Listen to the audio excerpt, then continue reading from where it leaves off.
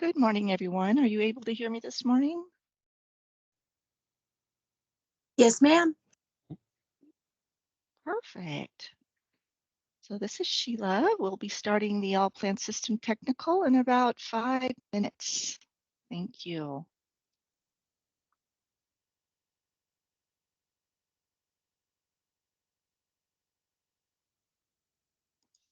Just a reminder to put your name and the organization you're representing in chat, please. And make sure your phones are on mute unless speaking. Please do not put us on hold as much as we love your hold music. It is just a little disturbing.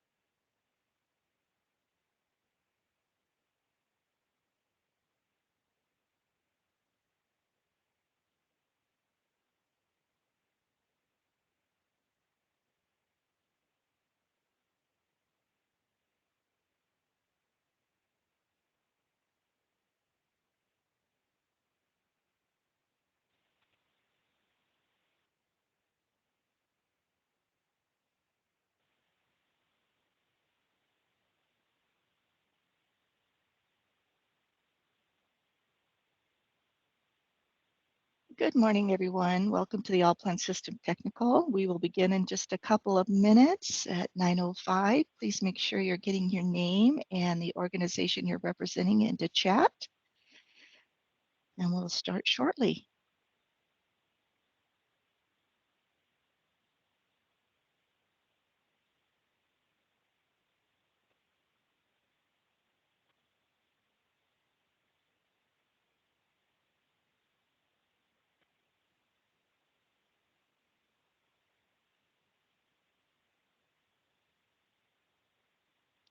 Also, just a quick reminder to make sure your phones are on mute unless speaking.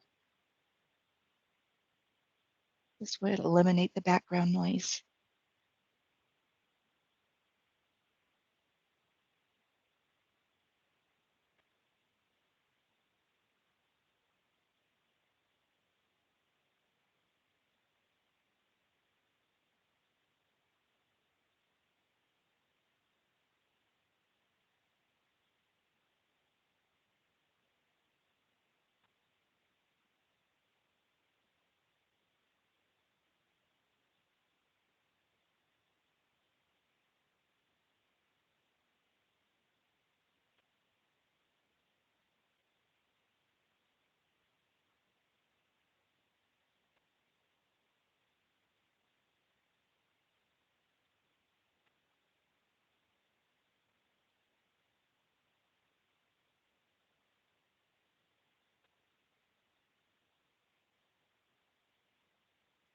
Good morning, everyone. Welcome to the All Plant System Technical. I'm going to give it about 1 more minute.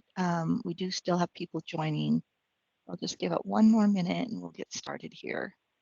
Please make sure those of you who just joined get your name and the organization you're representing in chat.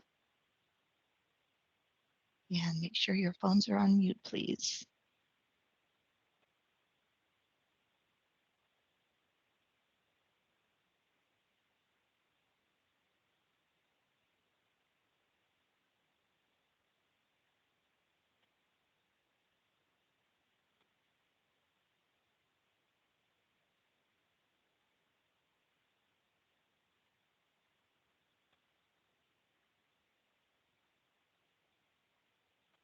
Okay, I think we're going to go ahead and get started. Good morning, everyone. Welcome to the All Plan System Technical. Did everyone get a chance to review the December and January minutes of our last meeting? We did not have those available last month, so those have been posted for review. If there were no changes or additions, could I get an approval of those meeting minutes, please?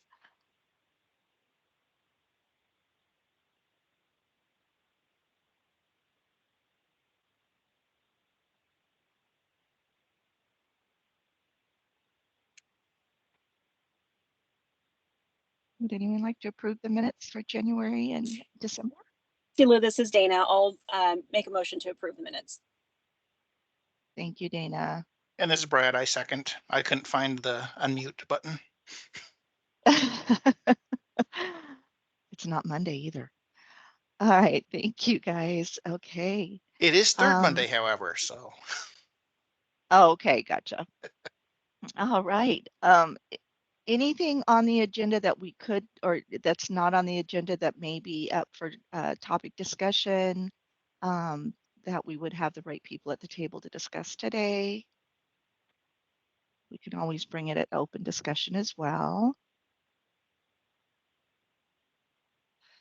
Okay, that being said, we're going to go ahead and move on to Mary Durant. Good morning, Mary.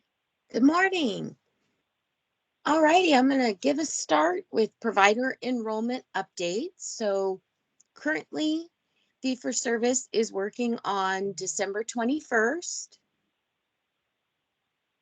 And Encounter Only is working on February 13th, so yesterday. Let's see, I have two things. I'll start with the new provider type that's affiliated with HRSN, health-related social needs, should be available very soon. And we will begin doing enrollments on the fee-for-service side as soon as we can. We're going to talk a little bit more about dates and things, but just wanted to give you a heads up that you may see that new type and the new specialties in the provider file soon. And I know it's always good to know what you're seeing. We don't know for positive what that type and specialties will be, but I will have your liaisons let you know as soon as we know so that you'll be prepared. We'll talk more about that in a minute, but reminders on enrollment. There is a new 3974, which is the ownership provider disclosure statement, and a new 3975, which is the new provider enrollment agreement. Both of those have revision dates of January of 2024. We do understand that some of you may have had enrollments and paperwork in work already with your providers. So we will accept the old forms through the end of April, but beginning May 1st, any enrollments that come in with the old forms will be withdrawn. So we want to make sure that your teams have and are using those new forms as soon as possible to avoid having them withdrawn.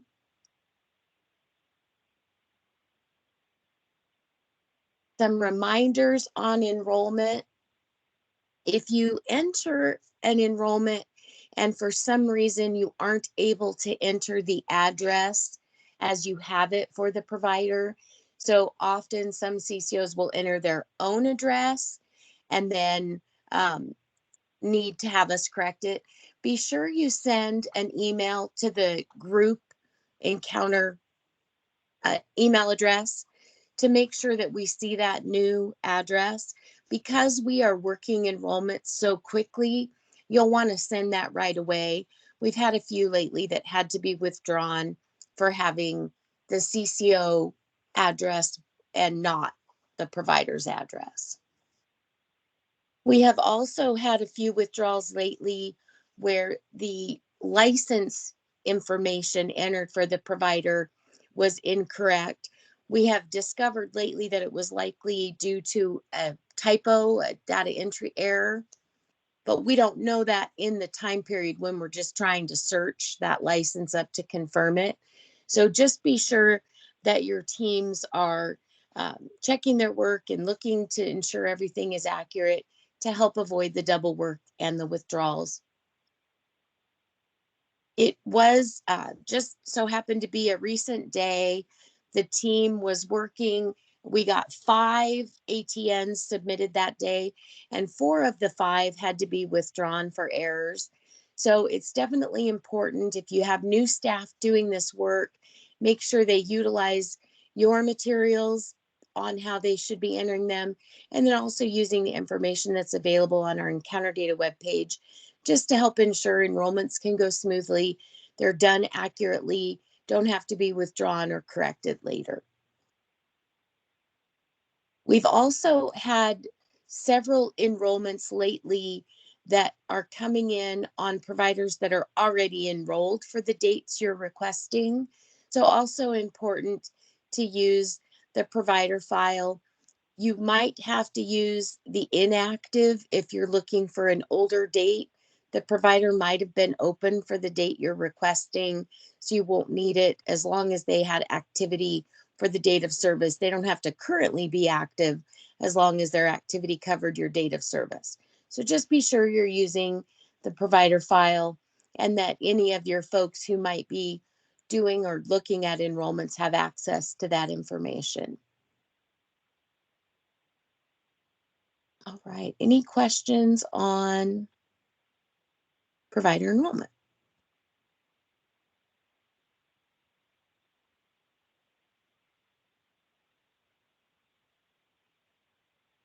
All righty.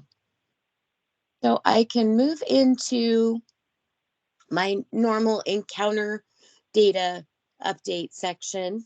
I'm just going to continue saying it at pretty much every all plan meeting that if you are processing and submitting any in lieu of service encounter claims, please be sure you're using the in lieu of service modifier to ensure those are seen correctly. And all right, so I think, oh, another question that I had, we've been working with a couple CCOs recently on eligibility files that they're sending in, the 270, 271, and there was some comments made that a certain CCO, actually 2, I think, are using the 270, 271 as part of the transition of care requirements and how they need to confirm previous enrollment for new enrollees or new enrollment for enrollees that have termed. And I was wondering if any CCOs have any information on other processes that they're using, or are they also using the 270, 271? Are they using any other process to help them determine what they need to do for transition of care? We might not have the right people on the call.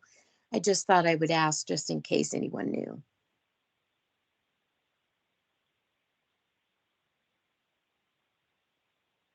Okay. The Can you say silent. that again, Mary? Yeah, so we had heard from a CCO that they were using a 270 to confirm new enrollment to a CCO for folks that had terminated, or previous CCO enrollment for their new enrollees. And they had mentioned that they were doing it as part of the transition of care requirements. But I know for sure not all of the CCOs are using the 270, 271. So I was just wondering if other CCOs have other processes they're using to get that information that they need for the transition of care requirements. Gotcha. Yeah, I thought you were asking something else. So we use a 270, 271. So I'm Oh, not sure other ways other than enrollment will manually look up enrollment in the MMIS portal if needed. okay. Are you sending like a daily file of here's our new enrollees and our termed enrollees, or what's your kind of cycle on that?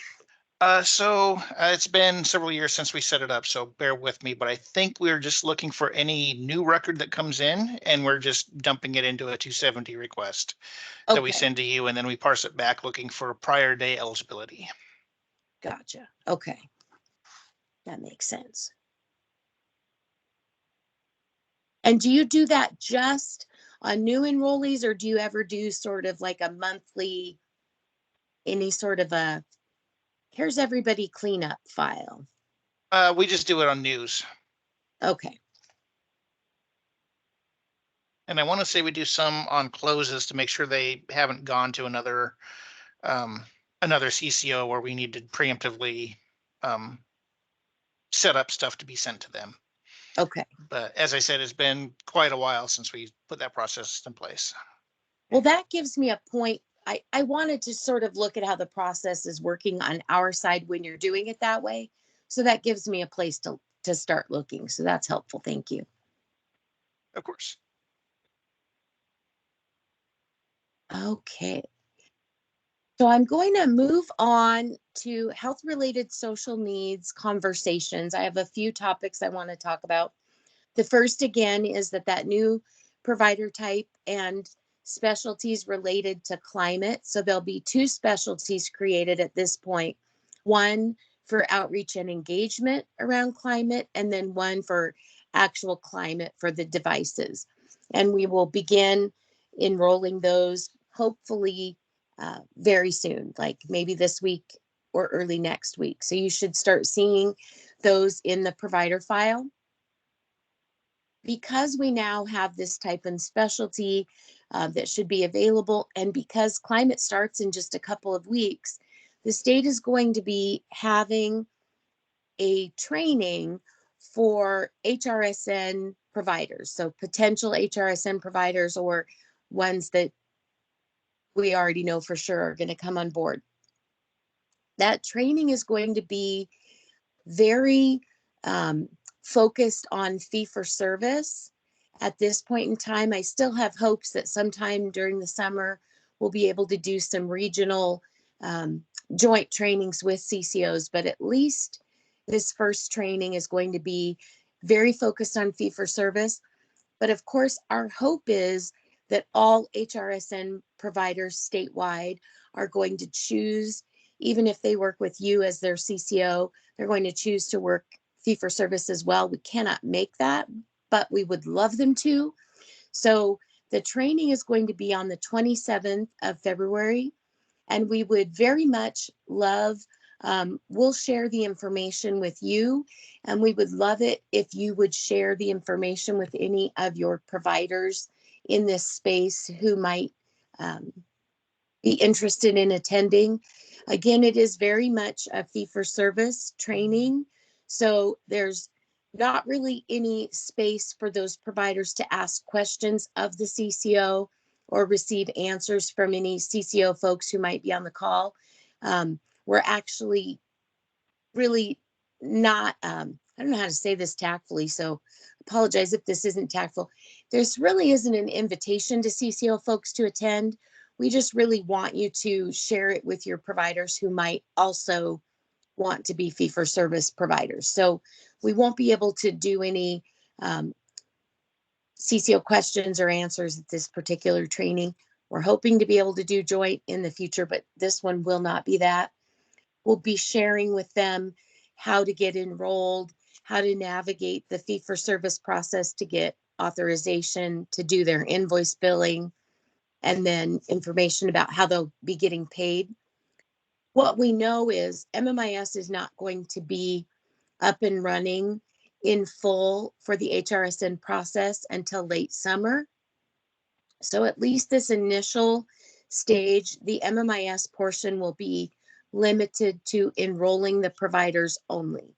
So the providers will be able to be enrolled, which will allow the state to do our fee for service manual payout process, and you will start seeing them in the provider file. But there won't be anything automated happening in MMIS until it's up and running later in the year. So we'll get that information on that training sent out for you to share with any potential HRSN providers. And I know we've got Jesse Wilson on. I didn't know, Jesse, if you had anything else you wanted to share on that or on HRSN in general. Thanks, Mary. I think you covered most of it. I'll just highlight kind of the draft agenda that we have for that provider training so folks know the topics that we're going to cover. And then to reiterate that we'll share that invite out and would love for CCOs to share that with their networks. So we're going to be covering just some basics of an overview of the Oregon Health Plan, basics for CCO fee-for-service program, and then spend some time talking about the health-related social needs service provider qualifications that have been included in the guidance document. And we'll specifically focus on the qualifications that are included for the climate-related supports and outreach and engagement services. And then we'll spend some time on provider enrollment, as Mary noted, as well as billing and payment, and with a specific focus for fee-for-service providers. Just wanted to make sure folks were aware of that, and then also welcome conversation or questions. I think Mary discussed this already, but potentially looking at how we can partner in providing trainings moving forward ahead of the housing nutrition benefit rollout. I'll pause there if folks have questions or thoughts. Or Mary, anything you want to add? Jessica or Mary, this is Sheila. I'm sorry, where was that information housed so that we could provide that training information? Oh, we're going to send it out. Yeah, we'll follow up with a link to register. Mm-hmm. It'll be a Zoom meeting. Yep. Perfect. Thank you. Mary, I think we could just send it all to this group after the meeting. Perfect. And we'll also, the liaisons will send out that provider type and specialty. You are welcome. If you do have any providers, I mean, we're hoping that we all have shared providers, but if there are providers that you will be working with under the Encounter Only umbrella that are not going to be fee-for-service providers, you would be able to start enrolling Encounter Only into that new provider type and specialty as well, even though you won't be sending encounter data representing those services until later in the summer. But you can definitely, if you want to do the enrollment piece, you would be open and allowed to as well. We do believe that many of these providers will be atypical, so there will not be NPIs associated with them. They will just have a Medicaid ID.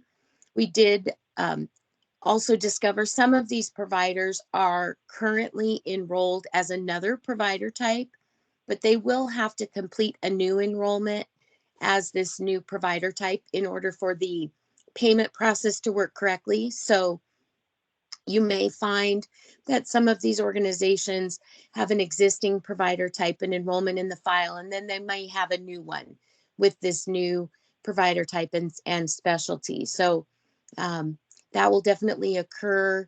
And then you'll need to make sure when you're sending your encounter data in the future that you're using the correct information for your encounter claims to process. But we'll talk more about that as we get closer to MMIS going live for your encounter submissions.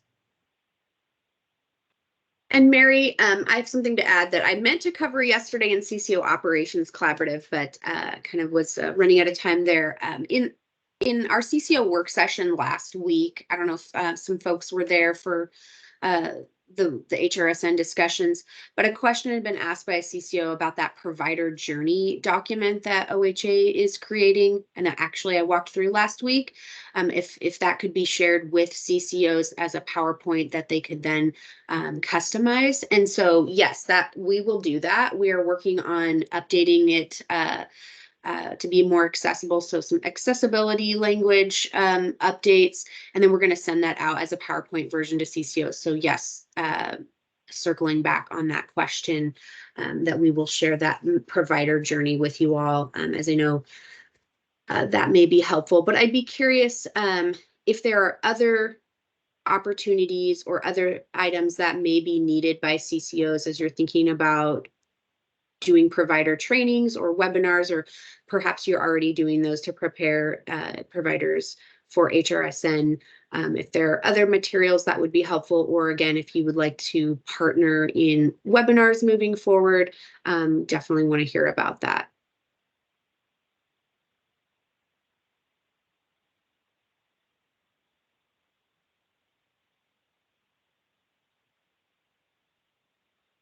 Jesse, should I drop either your email or the waiver team email in the chat in case folks want to reach out to you later? Yeah, I'll drop it in right now. Thanks, Mary. Oh, awesome. Thank you. I know sometimes the folks on this call may not be the exact right people, but they know who are. So they might be able to connect you with those folks after the call. Mary, there is a chat as well regarding lieu of services. Oh, I'm not sure if it was addressed to Mary or Jessica. yes. So for in lieu of service, if you are sending in counterclaims that represent an in lieu of service, there is a modifier that has to be on the claim. And I just forgot what it is. Elaine, do you possibly know what the in lieu of service modifier is? I feel like I want to say V4, but I feel like I might be making that up. So after my section, I'll go find it and put it in the chat. Yeah, I'm not thinking of it. So if I find it, I'll drop it in there. Awesome. Yeah, so it's just that modifier, and that tells any of the data diving folks after the fact that it wasn't in lieu of service, because they definitely are interested in knowing that.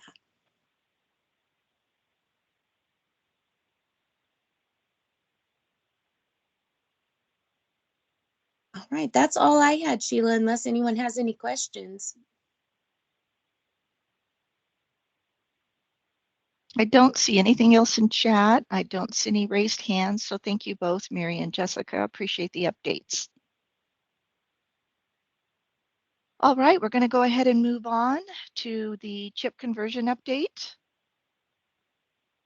Good morning, Awab. David, are you on the call this morning?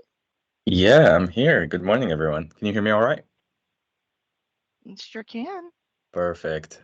So this will be a quick update. One moment before we, yeah, right Sheila. before we begin, Elaine had her hand up, so I want to make sure that might have something to do with the in lieu of services. Elaine?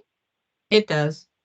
There is an in lieu of service billing guide, and there's several modifiers actually on there. So what I'll do is, I'm not sure if I can attach the whole billing guide in the chat.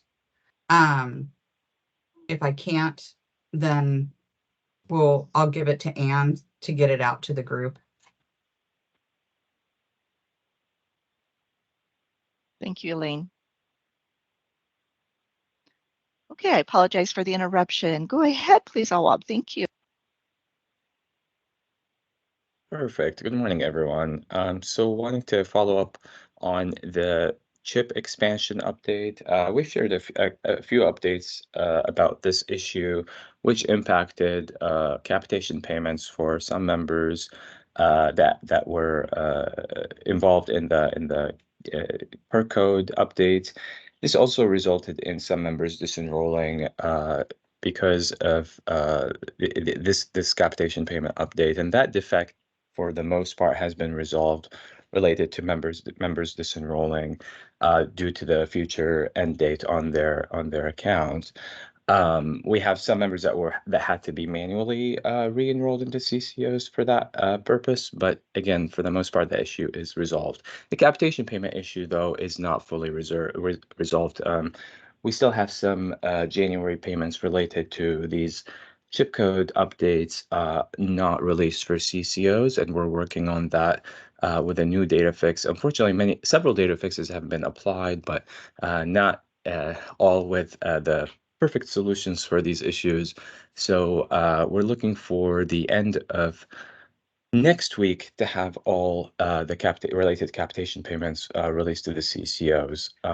But that's mainly it. If there's more discussion or questions, I'm happy to answer those.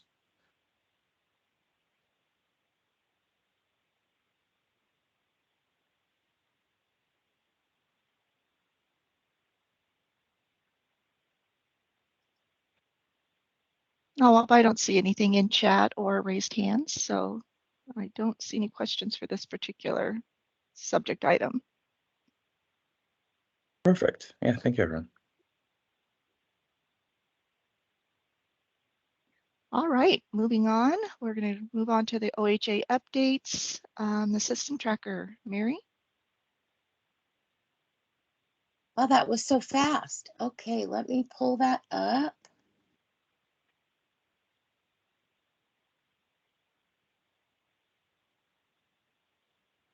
Sorry, I was just being so proud of myself because the modifier is V4 for in lieu of service. So I did not trust myself, but I should have because I was right. Okay, system tracker.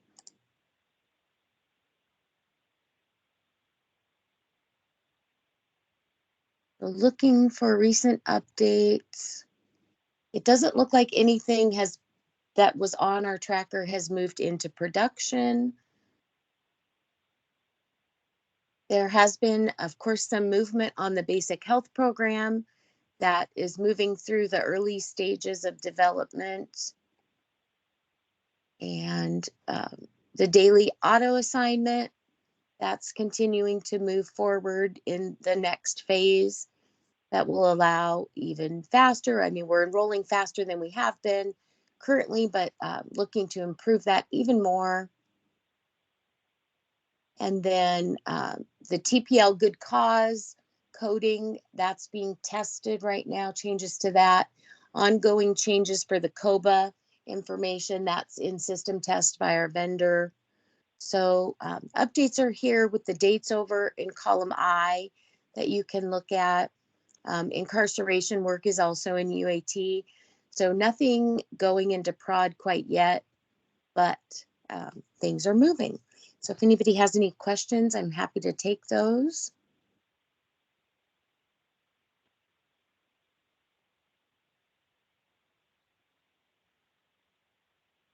All righty. If you think of any later, you can always reach out. Thank you, Mary. Okay, redetermination, OHP Bridge. Good morning, David.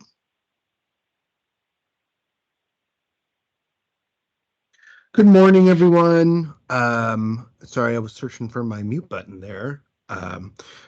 So for redetermination, I do have a little bit of fresh news. We spoke to our federal government CMS partners this week, and we have proposed a resequencing of the members that are still needing to go through the PHEU redetermination process that we're waiting for our system changes in one. So those are mainly the ex parte and OSIPA members. And CMS did confirm that our plan to sequence those over the summer is workable and we can go forward. So that's kind of a milestone that we've been waiting to, or at least an approval we've been waiting to hit so we can start really firming up some of the plans around that. Last week, we had an internal readiness exercise to kind of look at some of the opportunities we have to assist those folks during the summer to really kind of finish the PHEU strongly. To finish the PHEU strongly and as clean as we can. We've got a lot of members who are high risk and may need a lot of extra help during that time. So we have some planning coming out of that. We're going to funnel all of that information into our CCO redetermination work group for sure. We just got the news. Honestly, I think it happened yesterday, about noon. So we're going to start working on finalizing stuff. Probably not this redetermination meeting, but the following. We'll have some firmer things that we can share. and also sharing some of our internal plans around engagement and things like that for those members, so we can partner on that and create any kinds of tools or resources that might be useful along those lines. As far as OHP Bridge, I don't have any major updates. I just kind of put it on there. If you're looking for OHP Bridge updates, I do encourage you to join our work group. We're really folding both of those topics in together. So lots of good information is happening there. And if you need to get invited, just toss your name into the chat, and Ann Kaiser or I will get you added. Jesse. Someone does not have their phone on mute. I think it's Elaine. Thank you. Okay, thank you, David. Appreciate that. If anyone is not on the OHP, the redetermination OHP bridge work group that David mentioned, I would totally advise that. It is great information. We have great discussion, and it covers a lot of very, very important topics. All right, we're going to go ahead and move on to the 2024 I see Capitation Crosswalk. Oh, Sheila, Chris Wilson has his hand up. oh, Chris. Oh, he sure does. Good. Hi, Chris. I'm sorry I missed that. Good, no problem. Good morning. Hey, David, quick question. So that group of members now that we see that the redetermination dates have all moved to 7/31, will we see those redetermination dates probably in the March file be dispersed now across July, August, and September? Chris, so yeah, great question. Definitely you'll see those redistributed once we have that exactly kind of metered out. I don't know that it'll be in the March file. I'll have to check with my pals that are working on that. But that is something in that kind of stagger sequence is what you should expect. The first set will be a little bit lighter, and then the next 3 sets will be a little bit more evenly spread. Okay. And do you think that'll extend past September into October, or? No. So the final initiation will be in September. And then which gives like the last possible amount of time for like adverse action and things like that all into February 25. And we're not anticipating moving anything again. Okay, thank you. You bet.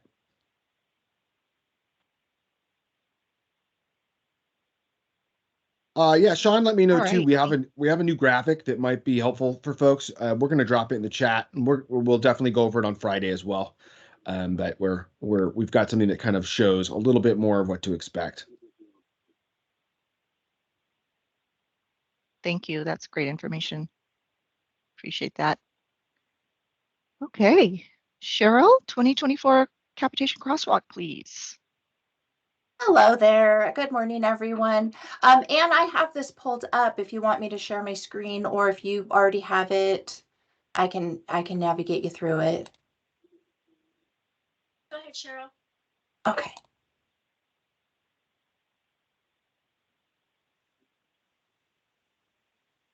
Okay, so everyone should be able to see the version 2 of the capitation crosswalk. And in another meeting, it was suggested that the file name be changed. So if there are updates, we can track those better. And that was an excellent suggestion. So this is the 2024 capitation crosswalk that will be effective July through December. It's the draft version 2, and these are updates that I got late last month. So the first update was for the adult temporary plan, and it is tentatively scheduled to end August 31st to allow time to get all the members who are currently having this AE PERT code transferred into the bridge program. So you should not see any new AE Bridge to the Bridge members after July 1st. This is just to allow transition time. So that tentative end date is 8/31. And there was one additional change. I'm going to scroll real fast. And the PERT code for Bridge was originally planned to be BH, and it has been changed to BR. So I don't anticipate any other changes coming for the Bridge program for July. At June's meeting, I'll distribute the final copy, the real meal deal. This file has been uploaded to the meeting materials, and it's also been uploaded to the meeting website. So if you want to download from there, that is where it is available.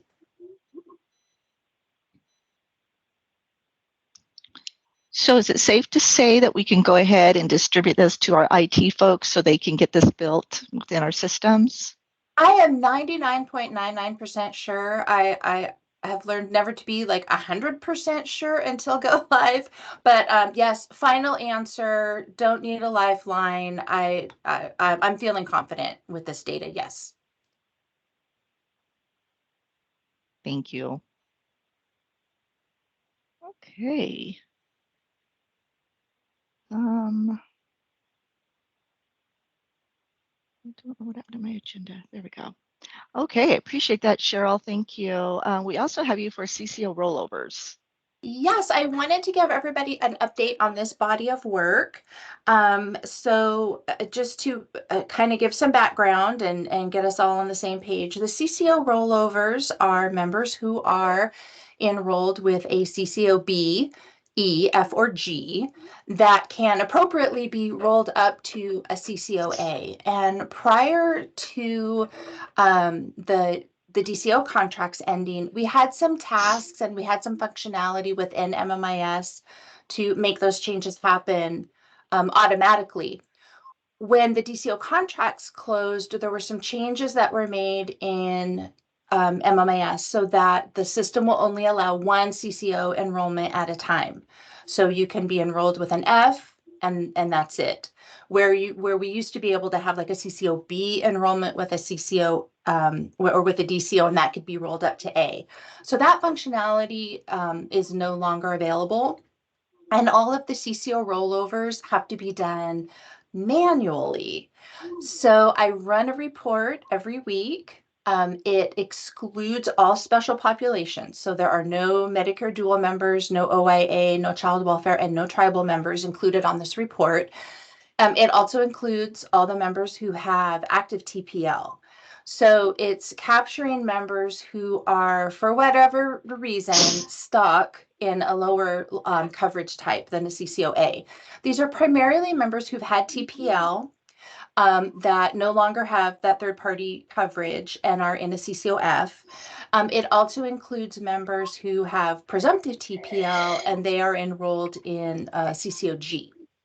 So because there's no longer, there is a change request in the works for MMIS to be able to assess these changes and do this automatically. But in the meantime, they are being done manually, primarily by CES, Client Enrollment Services, and I help out as time permits.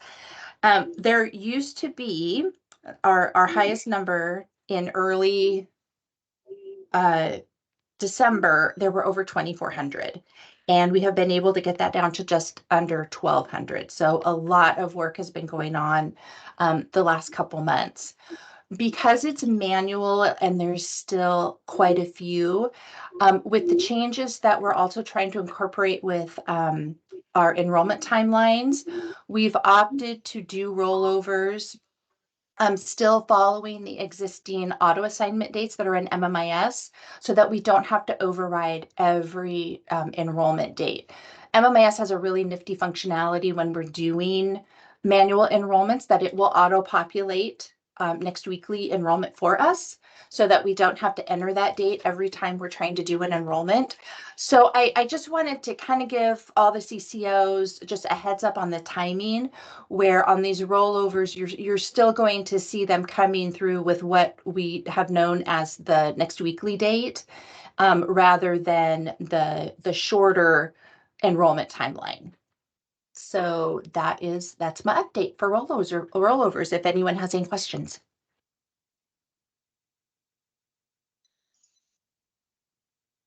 Thank you, Cheryl. Anna's saying we're getting a bit of feedback, so just want to remind everyone that that your phones are on mute.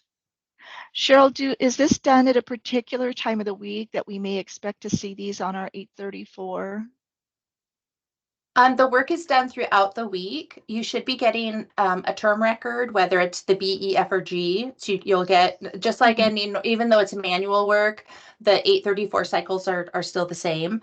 I think this is where 834s get a little murky for me. I know you'll get a term for the I don't know if you get an add or a reinstatement because the CCOA is a different PMPID. I think you'll get an add for the CCOA. That's where I'm not 100% sure if you get an add or a reinstatement because it's going to be the same parent entity.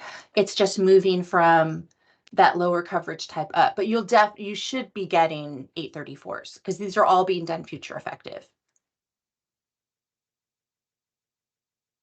Thank you. You're welcome. Okay, did anyone have any questions or comments for Cheryl? All right, we're going to move into either an open discussion or public comment phase. Did we have anyone from the public on the call today? I do want to remind everyone that next month we are having our in-person meeting. Will be a hybrid option.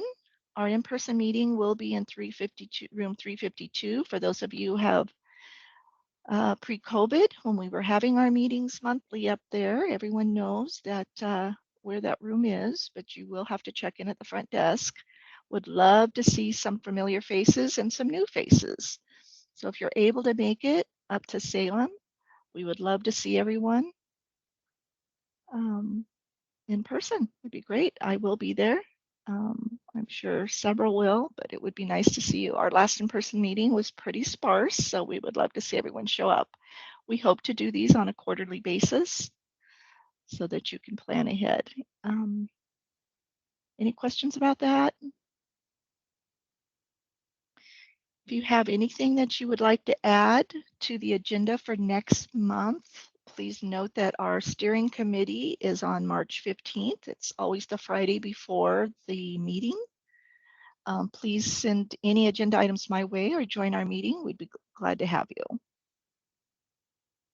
Hey, Sheila, it's David. Hey, David. Really quick, I just want to also advocate that we're going to have a hybrid meeting for the member engagement and outreach committee the same day.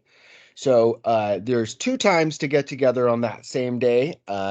We'll be meeting somewhere in HSB. I haven't figured that out yet, but we will be there as well in the afternoon. So if that helps the travel day make a little bit more sense for your company or yourself or whatever, come on down. It'll be we're hoping to really have a nice crew show up for that too. Yes, looking forward to that as well. All right. The meeting recording. There was a request in the chat, Anne, from Curtis. And David, Ann says that is going to be in the same room, 352. So she's ahead of the game here. So the member engagement meeting will also be in room 352. And I believe that's at 2 o'clock. Is that correct, David? Yep, 2 to 3:30. Perfect. All right. Any questions before we adjourn? Any agenda items you'd like to see? All right. Well, again, I hope to see your lovely faces next month and have a wonderful week, a better weekend.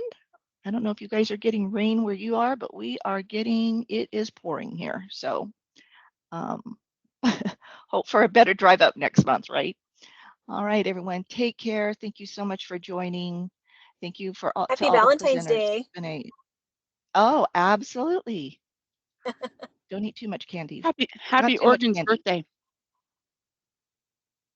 Yes. Oh, well, yes. That's right. All right, everyone, take care. Have a wonderful day. Thanks, Sheila. Thank you, guys. Bye-bye.